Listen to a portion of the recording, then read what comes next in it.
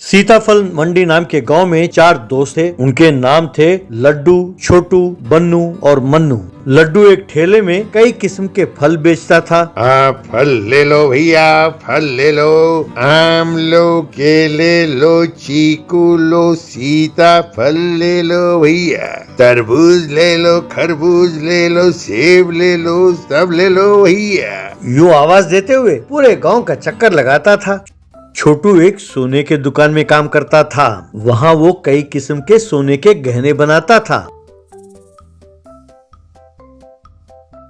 बन्नू का fancy shop था। वहाँ वो कई किस्म के फैंसी आइटम्स बेचता था। उसके बनाए हुए खास फ्लावर बुके बहुत मशहूर थे। लोग उससे वो बनवा कर खरीदा करते थे। और मन्नू का एक ढाबा था। वहाँ वो चिकन और मटन बिरयानी बनाकर बेचता था। खास तौर पर उसका बनाया हुआ बॉइल्ड एग सलाद बहुत मशहूर था। वो अंडे उबालकर उनके छिलके निकालकर उसमें मसाला डालकर बेचता था। उसका स्वाद बहुत बढ़िया होता था, इसलिए लोग उसकी खूब प्रशंसा करते।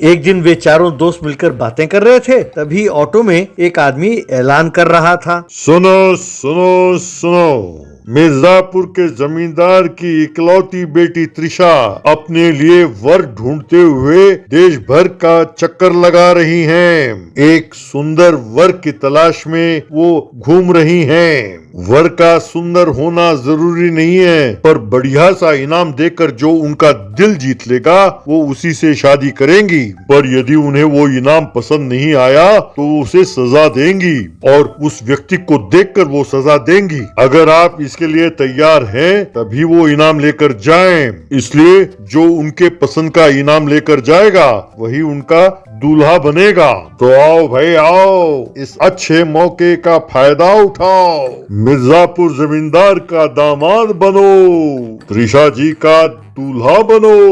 यूं आवाज दे रहा था। ये सुनकर उन चारों के मन में इच्छा जगी। लड्डू अपने मन में, अरे वाह, ऐसा मौका और फिर कभी नहीं मिलेगा। किसी तरह मुझे त्रिशा का मन जीतना होगा, उसे अपना पत्नी बनाना होगा, यूं सोच रहा था। छोटू अपने मन में, मिर्जापुर जमींदार के घर का दामाद, भाई वो जगह तो बहुत सुंदर है, मुझे किसी तरह उनका दामाद बनना होगा, यूं सोचा। बन्नू, मैं त्रिशा को अपनी पत्नी बनाऊंगा तो कितना अच्छा होगा ना।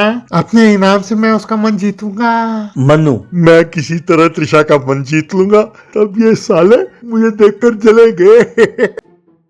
इस तरह छोटू अपनी दुकान में बैठ के त्रिशा का मन जीतने के लिए एक सुंदर सा हार बनाना होगा और उस हार को ले जाकर मैं उसे इनाम के तौर पर दूंगा, तब वो जरूर मेरी होगी। यूं सोचकर उसने एक सुंदर सा हार बनाया। बन्नू, मेरे बनाए हुए गुलदस्ते गांव में बहुत मशहूर हैं, लोगों को बहुत पसंद आता है, तो त्रिशा को क्यों नहीं पसंद आएगा, मैं उसे भी एक अच्छा सा गुलदस्ता दूंगा। यूं उसने एक सुंदर और बहुत बड़ा गुलदस्ता बनाया।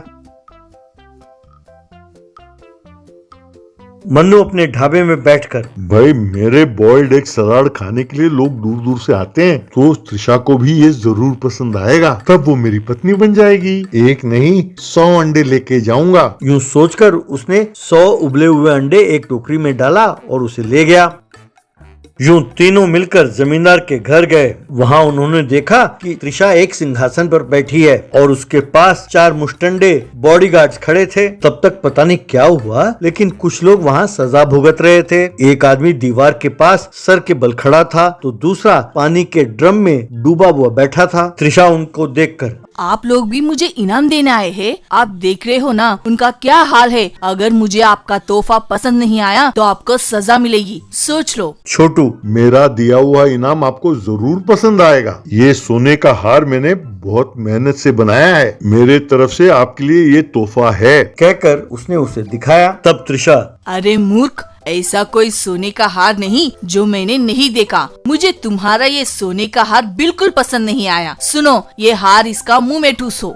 बस उन 4 मुस्टंडों ने मिलकर जबरदस्ती इसके मुंह में वो सोने का हार ठूसने लगे। वो बेचारा अपने पेट को पकड़कर बाप रे कहकर चिल्लाने लगा। मन्नू, अच्छा हुआ इसे। त्रिशा जी, मेरा बनाया हुआ फूलों का गुलदस्ता सारे गांव में बहुत मशहूर है, इसीलिए मैंने खास आपके लिए एक सुंदर सा गुलदस्ता गुलदस्ता बनाया है। कहकर उसे दिखाया। तब त्रिशा, अरे मूर्ख, मुझे फूलों से खींच है और तुम मुझे एक पूरा गुलदस्ता दिखा रहे हो। सुनो, इसके मुंह में वो गुलदस्ता ठूसो। बस उन चारों बॉडीगार्ड्स ने उसके मुंह में वो फूलों का गुलदस्ता ठूसा। वो भी बेचारा अपने पेट को पकड़कर तड़पता रहा।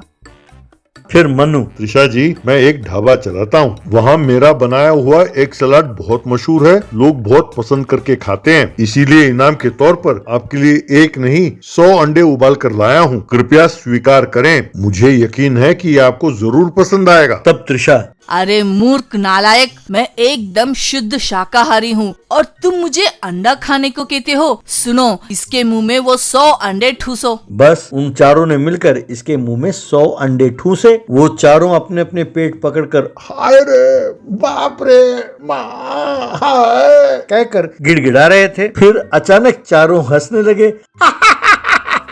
हाय हाय। ये देखकर त्रिशा के समझ में कुछ नहीं आया। अरे मूर्खो, तुम तीनों हंस क्यों रहे हो? बात क्या है? यूं कहा गुस्से में। तब मनु, अरे त्रिशा जी, हमारा दोस्त लड्डू है, हम ये सोच के हंस रहे हैं कि वो पता नहीं क्या ले आएगा। तब बन्नू, उसके लाने के बाद उसका क्या हाल होगा ये सोचकर हंसी आ रही है। बाप रे, हमारी हंसी नहीं रुक रही। बाप रे, मैं समझ गया कि वो क्या लाएगा, और अगर उसके मुंह में वो ठूसा तो बस। यूं वे हंस रहे थे कि तभी लड्डू 2 बड़े बड़े तरबूज लेकर वहां आया। उसके समझ में नहीं आया कि ये तीनों हंस किस ले रहे हैं और उन्हें देखता रहा।